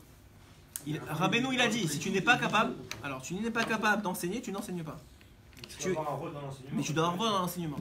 Et moi aujourd'hui, Baruch Hashem, il y a des applications qui sont faites sur internet, par exemple, c'est un des trucs, et c'est des gens qui s'occupent, qui sont derrière l'écran. Et le Rav il a lancé une application, plein, pas seulement lui, vous voyez Baslev.fr, ou même il y a une fille, il y une amie à ma femme, Baruch Hashem, qui a ouvert une page Breslev il y a même pas, je pense, une semaine. Elle s'appelle Chava Breslev, je crois. C'est comme ça que ça s'appelle la page, si je ne me trompe pas, j'espère que je ne me trompe pas. Et je pense en 3 jours, elle a eu 2500 abonnés. Genre 2500, elle met les shiurim de tout le monde, de Joie de Vivre, de Ravifra, de tout le monde. Il n'y a pas de tout ce qui est truc. Et ça transmet. Maintenant, elle, c'est une femme. Donc déjà, même si elle voulait enseigner, ce serait juste aux femmes. Mais là, elle a une participation extraordinaire. Elle poste toute la journée des phrases de Rabbeinu. Et ça transmet. Mon ami qui a ouvert, Baruch Hashem, que Hashem le bénisse, qui a ouvert il y a 1 an maintenant la radio Breslev, là, une radio qui s'appelle Radio Breslev. C'est une radio qui envoie de la musique, les gens ils écoutent, ils sont heureux, ça leur donne un simpra, ils ont moqué des gadloutes, ça transmet. Lui, il peut pas donner des shiurim, mais il a transmis son savoir-faire. Son savoir-faire, c'est qu'il a été DJ dans sa vie, il sait comment ça marche une radio, il a ouvert une radio, il met un peu, Baruch Hashem, on fait tous un peu des shiurim de 5 minutes dedans. Toutes les 5-6 chansons, il y a un peu de Torah et en même temps il y a des trucs, les gens qui écoutent ça et ça leur régale la vie. Bizarrement, pas trop. En tout cas, moi, ceux que je connais qui écoutent ça, ils sont beaucoup en Kouslarette, c'est-à-dire qu'ils ont besoin de beaucoup de Simbra pour tenir bon. mais de toute façon, nous on n'a pas le temps d'écouter trop, mais la vie elle roule ici. Mais en tout cas, pour dire quoi, que lui, c'est sûr qu'il a fait une grande partie de son tikkun, mais il s'est pas mis devant une caméra à enseigner de la Torah, il a fait ce qu'il sait faire. Chacun, il doit trouver. C'est ça le chidouche. Écoutez bien le chidouche, il vient de me descendre maintenant. C'est que si tu es rentré toi plutôt qu'un autre, parce qu'on a dit que tout le monde va rentrer à la fin. Mais si toi tu es rentré avant l'autre, c'est qu'on a besoin de toi dedans pour faire rentrer l'autre. Est-ce que tu as compris ce que j'ai dit? Parce que ce que je viens de dire, moi-même, je trouve ça incroyable. Non, c'est vrai, ça vient de descendre là. C'est grâce à vous que ça vient de descendre, mais ça vient de descendre. C'est que si toi, des fois tu dis pourquoi moi j'ai fait tchouva et pas l'autre. C'est parce qu'à l'intérieur, on a besoin de toi pour que l'autre il fasse tchouva. Si t'es pas dedans, il fera pas tchouva l'autre. Si toi t'es arrivé, et c'est vrai même pour Roman, si toi t'es venu avant, c'est parce qu'on a besoin de toi pour que l'autre il vienne l'année prochaine ou l'année d'après. Moi je ramène tout à Ouman, mais c'est pas grave, c'est comment on appelle ça? C'est ma déformation professionnelle. mais c'est comme ça la vérité, c'est comme ça de façon générale dans la tchouva. Si Monsieur Lévi Baruch Hashem il a fait tchouva il y a déjà plusieurs années, c'est parce qu'il y a des gens qui, s'il n'avait pas fait tchouva il y a 20 ans, ou 25 ans, je sais pas combien il a fait tchouva, mais il y a 25 ans, et ben aujourd'hui il serait pas dans la Torah. Mais lui il sait même pas. Hein. Mais il l'a tiré avec lui. Il a tiré avec lui la corde. Puisque c'est une échelle, ou une corde, appelez ça comme vous voulez, et qu'on est tous attachés, et la place, elle n'est pas fortuite. C'est parce que toi, tu es là, et lui, il est là. C'est pas parce que tu es meilleur ou moins bon, c'est que l'un dépend de l'autre. Qu'est-ce qu'on fait des 80% qui quittent qui quittent le derrière? Oui, je sais pas. Premièrement, dans les 80% qui quittent ou qui quittent pas, il y en a qui sont pas juifs. Attendez, il y en a qui sont pas juifs du tout. Il y en a plein qui savent pas, mais ils ont des mères qui sont pas juifs. Attendez, je suis d'accord. Attendez, on va essayer. Je savais que vous avez posé cette question sur ce shiur-là. Je savais. J'essaie de préparer une réponse, mais c'est pas toujours évident. Mais on va essayer de comprendre. Premièrement, tous ceux qui sont juifs, ok, qui sont vraiment des juifs. Et on va faire 2 exceptions à ça. Tous ceux qui sont juifs, à la Géoula finale, et ça c'est une aftacha de Rabbi Natal, ils vont faire partie du jardin. Il ne peut pas avoir de Géoula. C'est pour ça qu'elle tarde tellement. Il ne peut pas avoir de Géoula. Donc à la fin, ils vont être dedans. Ok? Maintenant, parmi eux, des fois, on n'a pas les yeux pour voir. Il y en a qui ne sont pas juifs du tout. Ok? Ça veut dire que une grand-mère, une arrière-grand-mère, en vérité, elle n'était pas juive, ou mal convertie. Et il y en a qui sont vraiment juifs de mère. Ok? Mais le Zohar, il dit qu'à la fin des temps, il y aura des âmes non juives qui vont rentrer dans des corps juifs. Il parle là-bas des Hébreux. Donc on voit qu'il y a des gens qui sont complètement à l'ouest, ou qui sont assimilés, qui ont perdu leur judaïsme, mais qui ne sont pas juifs de toute façon. Mais ils ont l'habit de juifs, et tu peux les appeler juifs. Maintenant, tout le reste, il a dit Rabbi Natal, ils reviendront tant qu'ils reviendront, mais ils vont finir par rentrer dedans. Ils vont finir par rentrer dedans. Et le problème est notre concentration, dit Rabbi Natal, elle ne doit pas être sur ceux qui sont dehors, mais sur ceux qui sont dedans. Parce que c'est de ceux qui sont dedans que dépend l'entrée de ceux qui sont dehors. C'est pas l'inverse. Toi, tu crois que l'assimilation, il y en a un assimilé, donc il attire un autre assimilé. C'est pas comme ça que ça marche. C'est plus il y en a dedans, plus il y en aura dedans. C'est comme, je sais pas, comme la loi de la physique, ça attire. Vous savez, la masse, elle attire. Plus il y a une masse, plus ça attire. C'est comme ça que ça marche. Donc toi, tu sais pas, mais tu as fait faire tchouva à qui tu veux, un ami, n'importe quoi. En vérité, c'est une chaîne sans fin. Parce que c'est la chaîne de la Géoula. C'est la chaîne de la libération. Et la chaîne de la libération, elle passe d'abord par les juifs. N'en déplaise à qui veut, ça ne me dérange pas. Elle passe d'abord parce que tous les juifs rentrent. Après ça, il y a les guérim qui rentrent, qui sont une catégorie à part, mais qui rentrent aussi dans une sorte de jointure avec les juifs. Et une fois que ça c'est fait, Une fois que ça c'est fait, il y aura tout le reste du monde. Tant que ça c'est pas fait, même ceux qui veulent, et c'était d'ailleurs la parole du rabbi, c'est un très très grand on peut dire, et on peut pas le contredire, s'il a dit que c'était le moment de le faire, c'est que c'était le moment de le faire, mais c'est fait, on le voit encore aujourd'hui à une très très petite échelle, même les nations adamiques, etc., par rapport au rov du monde, c'est très petit. C'est sûr que ça fait beaucoup de bien, c'est sûr que les gens qui s'en occupent, ils ont beaucoup de mérite, c'est sûr qu'ils suivent un enseignement et une demande d'un très très grand de la Torah, qui savaient pourquoi ils faisaient ça, mais aujourd'hui, dans la majorité du peuple d'Israël, ceux dont il faut s'occuper d'abord, et même la Gemara nous dit que si les goïms, ils savaient combien ça fait de bien au monde quand un juif y prie, et quand un juif il étudie la Torah, mais ils seraient les premiers à 5h du matin à venir taper à nos portes, nous diraient, dis-moi, la synagogue elle t'attend. Non mais la Gemara elle dit, ils seraient les premiers à dire, oh tu dors, mais t'es fou, moi je dépends de toi, le monde il dépend de toi là, va étudier, va prier, qu'est-ce que tu fais? Ils seraient les premiers à dire, attends, ne sors pas du Beth Midrash, moi je travaille pour toi. Ils seraient les premiers à dire ça. C'est le rôle de Esav qu'il n'a pas voulu admettre. Ça aurait été les premiers à dire, mais qu'est-ce que vous faites dehors là? Le monde il va mal parce que vous n'êtes pas en train d'étudier la Torah. Ils seraient dit, mais vous rigolez, mais on est en train d'avoir des épidémies là. Bon, on va pas dire, les gens ils vont dire, ouais, c'est à cause des juifs. Oui, c'est vrai, malheureusement c'est vrai aussi. Mais c'est pas dans le sens à cause des juifs parce qu'ils gèrent le monde et c'est eux qui ont les clés du monde et les clés des banques. C'est pas pour ça. Parce que les juifs sont pas assez dans la Torah.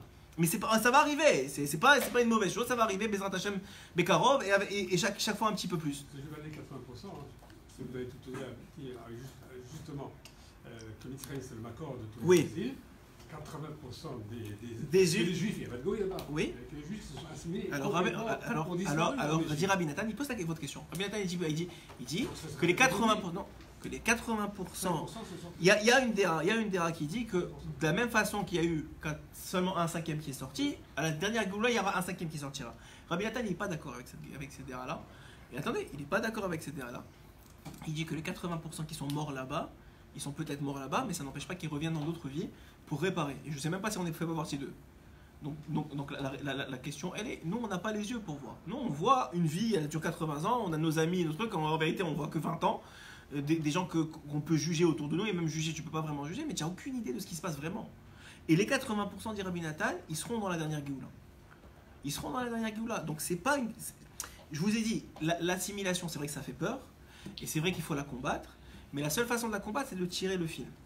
Il n'y a rien d'autre. Dire il y a de l'assimilation et qu'est-ce qu'on va faire et c'est de la folie, ça sert à rien. Ça sert à rien. Le travail, il est... Et moi, je vous ai dit souvent, j'avais un rav qui avait une fille autiste, et une fille autiste, et vous savez que certains autistes, ils ont une neshama très très très élevée, la plupart d'ailleurs, mais certains on leur permet de dévoiler des choses. Et un jour, il lui avait dit quand est-ce qu'elle vient à la Géoula, et quand il m'a dit ça, moi j'avais des sueurs froides, et elle lui a répondu très calmement, quand les religions feront tchouva. Quand les religieux, elle n'a pas dit quand le monde entier va revenir, quand les religieux feront tchouva, c'est ça qu'elle lui a répondu. Parce que ça commence par là. C'est le makor, c'est ça qui tire le tout. Ça ne veut pas dire qu'il est meilleur que celui qui est dedans ou qui est derrière. À la fin, ça va être la même chose. C'est pas une question, c'est Hachem, il a un plan. Donc maintenant, Ve'arshav Vakavod Bagalut. Mais maintenant, disons que tu veux commencer à l'inverse. Ouais, comme vous avez dit. On va s'attaquer aux goïms. On va essayer, on va pas s'attaquer, mais ça veut dire on va essayer de leur prêcher la bonne parole. On va leur dire combien les juifs ils sont grands et et c'est eux la tête du monde.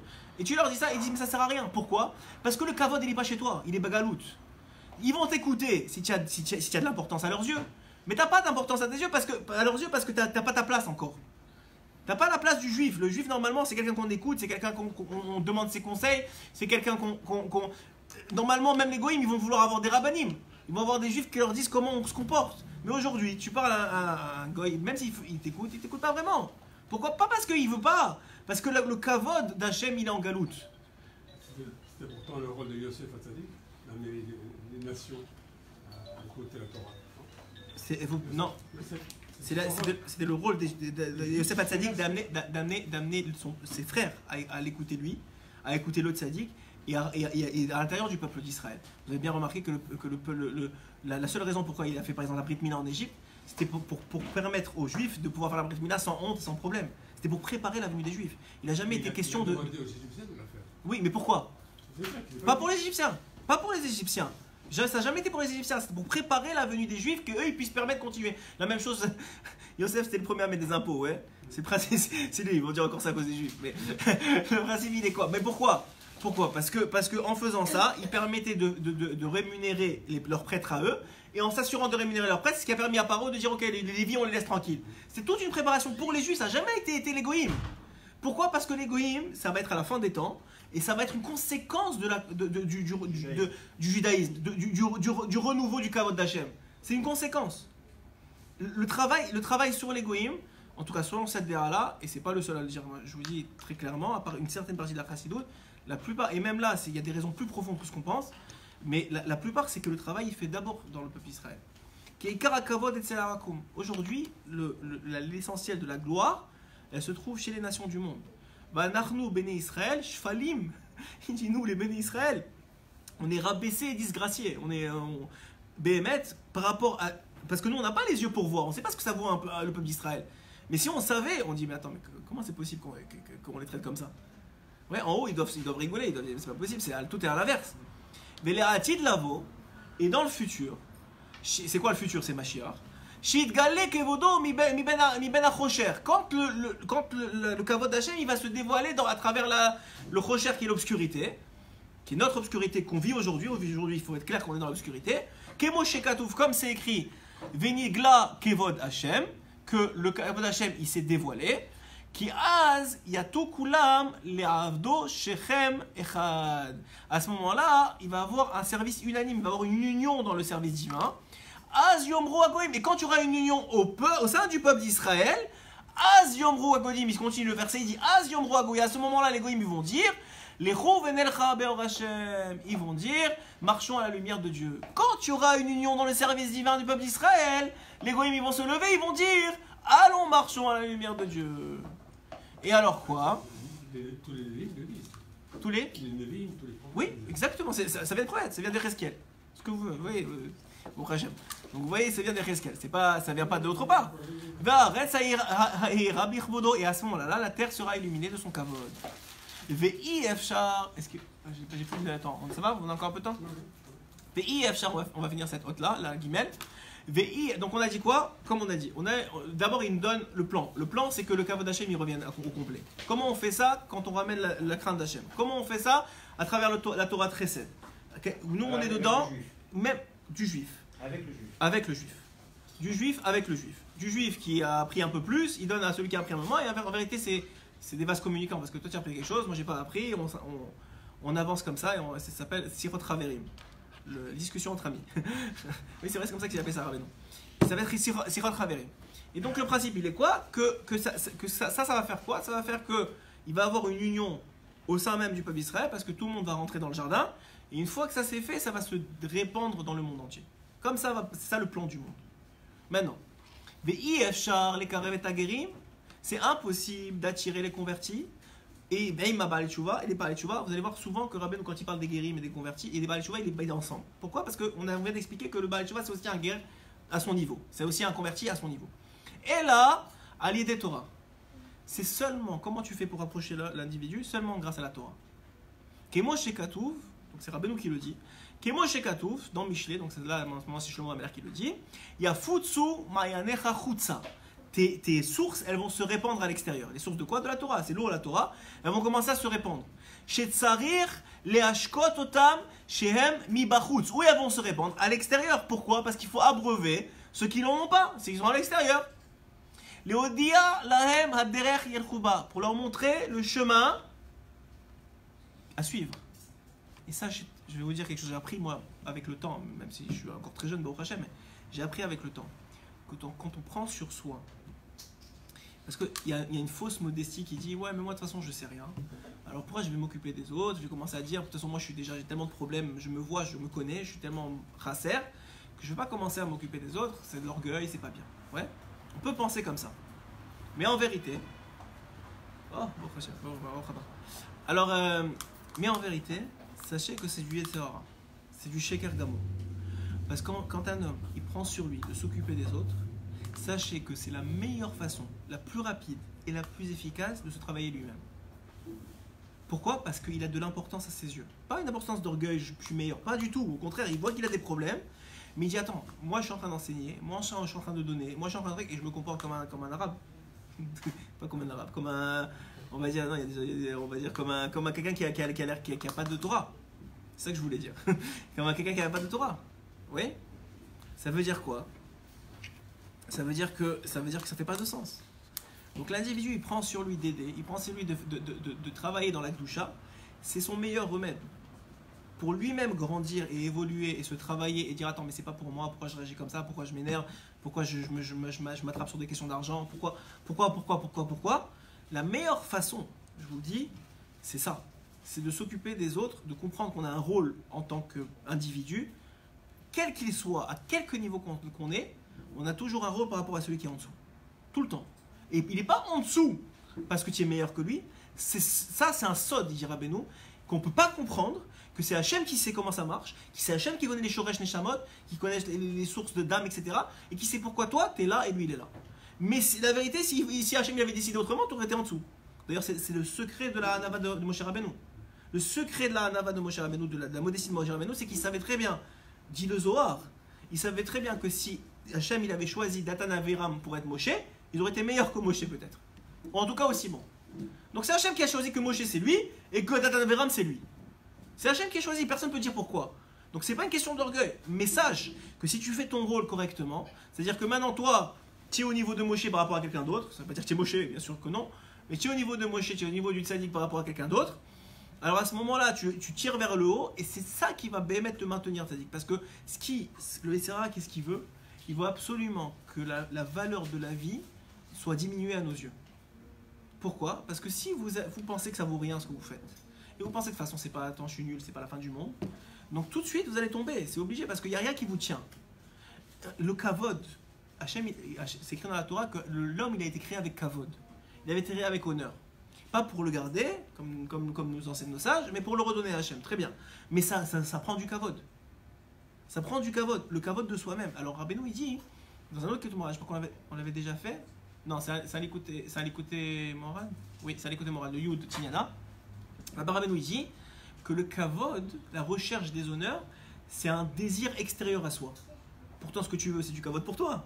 Comment Rabbeinu il appelle ça un désir qui est extérieur à soi? Alors il dit, parce qu'en vérité le kavod, tout individu en a besoin. Tu ne peux pas vivre sans kavod. C'est comme si tu enlèves l'eau à la plante. Ça n'existe pas. Et un homme il a besoin d'une place. Dans sa maison, dans sa famille. D'ailleurs c'est le secret du couple. Celui qui veut avoir du shalom bayit, il donne du kavod à sa femme et sa femme à son mari, vous irez tout ira bien. Celui qui rabaisse l'autre, c'est qu'une question de temps avant que ça s'écrase. C'est qu'une question de temps. Même s'il a raison de rabaisser ou qu'elle a raison et de se plaindre ou je sais pas quoi. C'est qu'une question de temps avant que ça s'écrase. Et c'est vrai même avec l'éducation des enfants. Il faut se rappeler tous les jours. Dieu intervient là aussi alors. Hein? Dieu le veut aussi alors. Quoi? Dieu. Oui. Il accepte que cela se passe ainsi. Bien sûr. Mais si ça s'effondre. Mais oui. Ah, oui. Mais vous avez le libre arbitre. On peut pas enlever le libre arbitre. Mais sachez que Dieu il savait que ça allait s'effondrer. C'est des questions kafkadiennes que vous posez aujourd'hui. Mais oui, vous avez raison. Bien sûr, il savait. Il savait. Il a un plan. Et une fois que c'est fait, c'est fait. Tu sais que c'est partie du plan. Avant ça, tu fais tout pour que ça n'arrive pas. Mais si c'est fait, c'est fait. Et pourquoi je vous dis tout ça? Donc je disais. Pas se rabaisser. Voilà. Alors il faut pas. Alors c'est très très compliqué d'avoir le juste milieu, mais il faut ne surtout pas se rabaisser.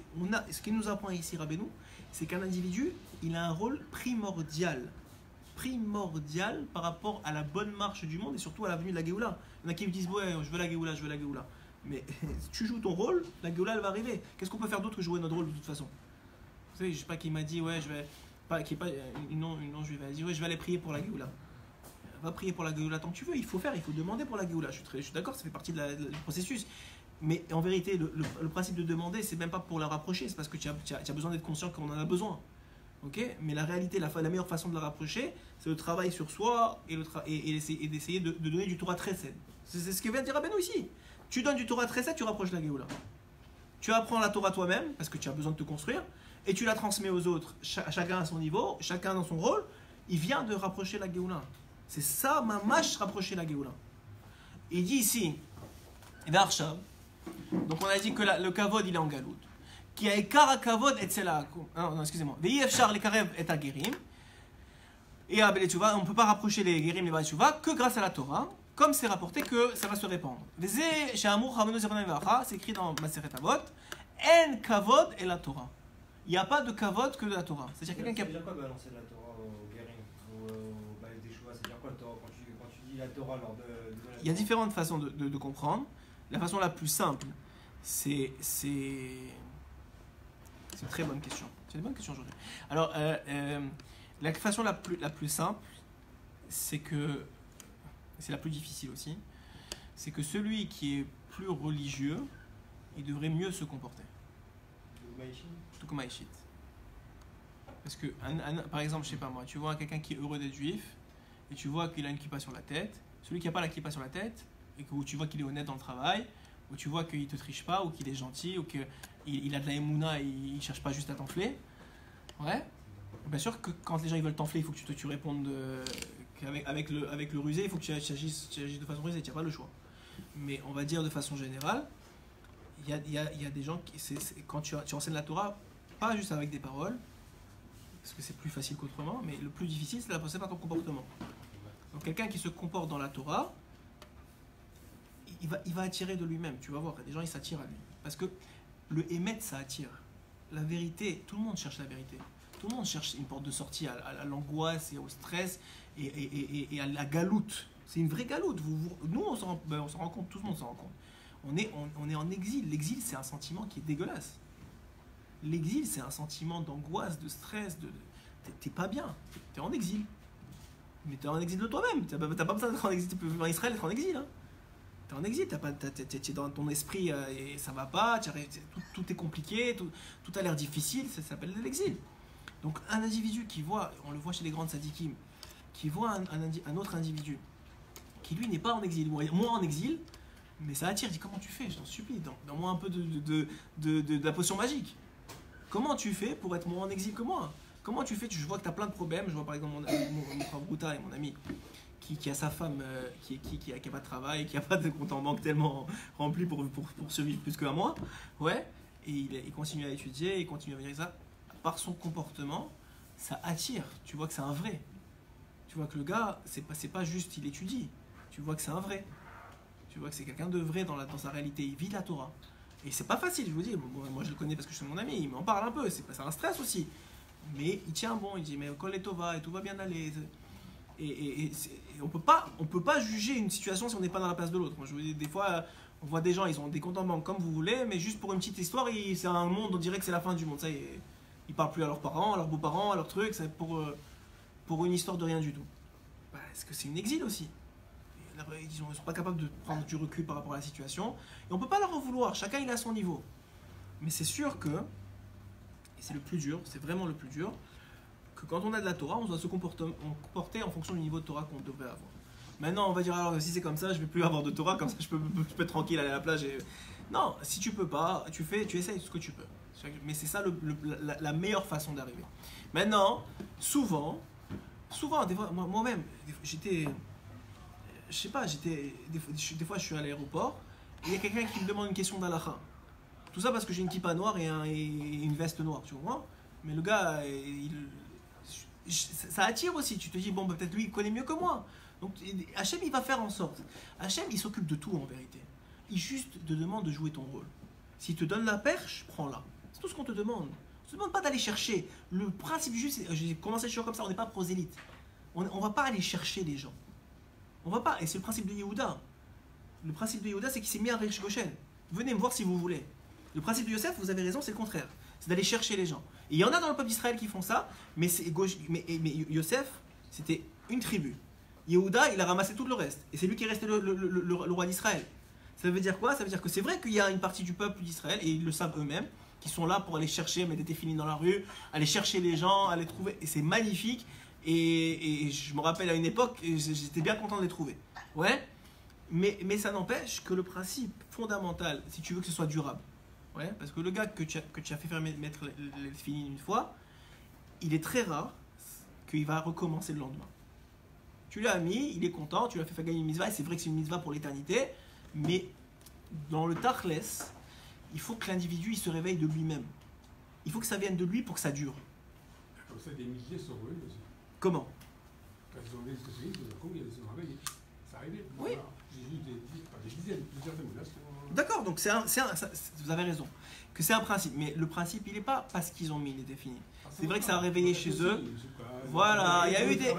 Voilà, ça a eu un travail, exactement, c'est un travail. Mais le travail, il n'est pas sur les téphilines.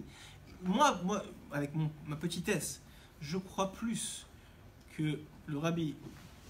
Je sais pas, moi, j'ai pas. Peut-être La batterie est faible. Mais il n'est pas allumé le chargeur. Je crois plus que le rabbi, maintenant je peux me tromper, mais je crois plus que le rabbi il a demandé à ses shluchim d'aller mettre les téphilines aux gens, pas pour les téphilines eux-mêmes, mais pour le contact. Pour le contact. Pour que les juifs qui sont en Venise, en Thaïlande ou ce que tu veux, ils ont quelqu'un qui regarde, ils ont un contact avec quelqu'un qui est un peu plus haut que eux dans le système de la religion. Même si la religion c'est pas un beau mot, mais dans le système dont on a parlé. Donc ils ont un contact, c'est le contact qui va les ramener plus que les téphilines. Même si les téphilines c'est vrai qu'on a prouvé même scientifiquement que le fait de mettre les téphilines ça amène un or sur la personne. Je suis d'accord avec tout ça. Mais le principe il est que Béhémet, vous attirez les gens par votre comportement, par votre action, par votre travail sur vous-même. Et c'est pas évident, c'est pas du tout évident, surtout quand on parle de spécificité, quand il s'agit de questions d'argent ou de questions de problèmes entre familles ou d'orgueil. Les gens, on est dans une galoute, on est tous en galoute. On est tous en galoute et on essaie de se travailler le plus qu'on peut. Bon, des fois ça marche mieux, moins que bien que d'autres. Mais la réalité, elle est qu'on est tous en galoute. Qu'est-ce qu'on peut faire? On juge l'autre le Kavzerhout, bon c'est pas la fin du monde, peut-être lui aussi il est en galoute, moi aussi je suis en galoute, c'est pas la fin du monde. On essaie au moins de limiter la casse. Mais ça n'empêche que, ce que dit ici Rabbeinu, c'est que ne crois pas que tu peux aller chercher quelqu'un si tu n'as pas de Torah déjà toi, et si tu n'as pas de Torah à transmettre. Alors je te dis comment on transmet. Une fois que les gens, des fois ils vont venir te chercher de la Torah, soit dans un shiur, soit parce que tu étudies, tu es assis, tu étudies et tu vas étudier avec lui, et Hachem va t'amener la personne jusqu'à chez toi. Et des fois, parce que juste ton comportement dans ton travail, on sait que tu es religieux, que tu prends les fêtes, etc. Et ben on sait que toi tu es plus religieux, soi-disant, tu as un comportement qui est plus droit. Et ce comportement plus droit, il inspire le respect, et les gens ils sont attirés par ça, parce qu'ils savent la vérité. Oui, exactement. Et on va finir sur ça pour pas que ça arrive trop. On va finir le hot guimel. Il dit comme ça que en kavod de la Torah. Il n'y a pas de kavod s'il n'y a pas de Torah. Im totzi yakar mizolel. Et quoi hein? Ça veut dire que c'est quoi le principe de la Torah? C'est que ça vient extraire ce qu'il y a de précieux de ce qui est méprisable. La Torah, c'est quoi? Ça vient chercher le précieux dans le rocher, dans quelque chose qui est complètement méprisable. Ils ont dit nos sages dans Baba Metzia, Elou chez Mekarvin Bene Adam. Et maintenant, après ça, on va laisser ça pour la prochaine fois. Combien il est grand, celui qui fait ce travail-là, et on va voir combien le Zohar il en parle, etc. Que c'est extraordinaire. Celui qui fait son travail, il ne peut pas imaginer qu'est-ce qu'il gagne. Bon, on ne fait pas pour ça, mais combien qui gagne? Il dit Elou Mekarvin, chez Mekarvin Bene Adam, la Avodat Hashem, ceux qui arrivent à rapprocher les gens de Dieu. Qui Zéonikra Motzi Yakar, qui fait ce travail-là d'aller sortir les pierres précieuses de la saleté, Aïnou Kavod, c'est-à-dire le Kavod lui-même, Mizolel, Mizulta Degulta, lui, il dit Rabbeinu ici, il va rapporter le Zohar et d'autres sources, il est en train, c'est un shiur en lui-même, mais il contribue à préserver et les mondes supérieurs et les mondes inférieurs. Il dit il réussit à réunir la Shrina et Hachem Yitbarach. Il dit qu'il élève la gloire de Dieu. En tout cas, le Zohar, il va en parler beaucoup. On va en faire un shiur Bezrat Hachem la semaine prochaine, déjà. Bezrat Hachem. Mais pour comprendre que le rôle, aujourd'hui, encore une fois, je reviens sur le début du shiur, que le rôle du juif, et c'est principalement le travail des enseignements de Rabbeinu, c'est de construire l'intériorité de l'individu, et on le voit, ceux qui en sont venus un peu, ils ont compris qu'il y a quelque chose qui a changé en eux, simplement parce que l'individu lorsqu'il se construit, alors, comme on a dit, le principe qu'on vient d'expliquer ce soir, il est en train de monter dans l'échelle. En montant dans l'échelle, il tire l'échelle, ou il tire, je sais pas comment il tire la corde, et en tirant la corde, il fait rentrer petit à petit tout le monde dans le jardin. Et une fois que tout le monde sera dans le jardin, la gloire d'Hachem sera complète. Et à ce moment-là, ça va être qu'une question de secondes, littéralement de secondes, parce que Mashiach il va arriver comme ça. Et ça va être une situation de secondes avant que tout le monde se rende compte de la réalité. et que Béhémet, tout va se remettre en place. Et tout le monde va être content, hein. C'est pas que ils vont pas être contents, ils vont être très contents, ils vont connaître leur place, et c'est très bien. Aujourd'hui, Baruch Hashem, il y a des gens qui déjà, ils ont une place dans la Torah, les Bnei Noach, ou les gens qui veulent se convertir, chacun, il cherche la vérité. Tout celui qui cherche la vérité, il a énormément de mérite, Chaque petit pas, c'est énorme. On n'a aucune idée, donc on parle, mais on ne sait même pas de ce que ça vaut vraiment. Chaque petit pas, c'est énorme, mais il faut savoir. Les gens, ils croient, moi, je m'occupe de moi j'étudie dans mon coin, Mais pourquoi c'est important? Parce que justement, ça permet l'inclusion. Ça permet de faire grandir le cercle. Ou de rentrer plus de personnes dans le petit cercle. Je ne sais pas comment ça marche. Mais en tout cas, tout ça pour dire que Béhémet, notre rôle en tant que juif, il est d'aller faire ça. Des fois, l'individu, il veut faire Shabbat, il veut faire les fêtes, etc. Et la nature de l'homme, c'est de délaisser un peu les comportements entre hommes et les comportements humains, quoi. Ouais. Et malheureusement, et on parle pour nous les premiers, c'est une chose qu'il faut faire très très attention parce que c'est la raison pour laquelle on te permet de faire Shabbat et les fêtes, c'est pour que tu aies ce comportement d'homme. C'est pour que tu puisses atteindre ce comportement d'homme. Donc si tu ne travailles pas sur ce comportement d'homme, malheureusement, tu ne fais pas complètement ton travail. Et c'est un cadeau que ce travail-là qu'on t'a donné. C'est comme on a dit, c'est inexplicable pourquoi il y en a un qui a cette place-là, il y en a un autre qui a une autre place. C'est pas possible de comprendre. Si Rabbeinu il te dit que c'est pas possible, c'est vraiment pas possible à notre niveau de comprendre ça. Mais il faut l'admettre. Il faut se dire que notre place, elle a été calculée au millimètre près pour nous, que c'est la meilleure place pour nous et c'est la meilleure place pour les autres aussi. Vous savez, des fois on dit, on souhaite un nouvel enfant et on prie à Hachem, on dit, je t'en supplie, qu'il s'inclut dans la fratrie. Ouais, que ça veut dire ça amène du bien, pas que ça fait des barloquettes avec les autres enfants, etc. Mais Béhémet, c'est ça, c'est que celui-là, il est arrivé 5e dans la fratrie parce que c'est sa place. Et c'est pas seulement pour lui que c'est la meilleure chose, c'est pour tous ses frères et sœurs que c'est la meilleure chose qu'ils soient 5e. Et ça a été choisi déjà avant que tous ils arrivent, même le premier. Parce qu'il y avait le 5e qui devait arriver, le premier il a dit ok, moi je serai Bechor, moi je serai ceci, c'est parce qu'il y a eu Yehuda, qu'il y a eu Yosef, c'est comme ça que ça marche. Et c'est calculé, pour les juifs en tout cas, on a commencé à chercher comme ça, mais quel au millimètre, au micromètre, je ne sais même pas si il y a une mesure encore plus petite, mais à l'épingle d'un cheveu, quoi. C'est calculé dans tous les détails du monde.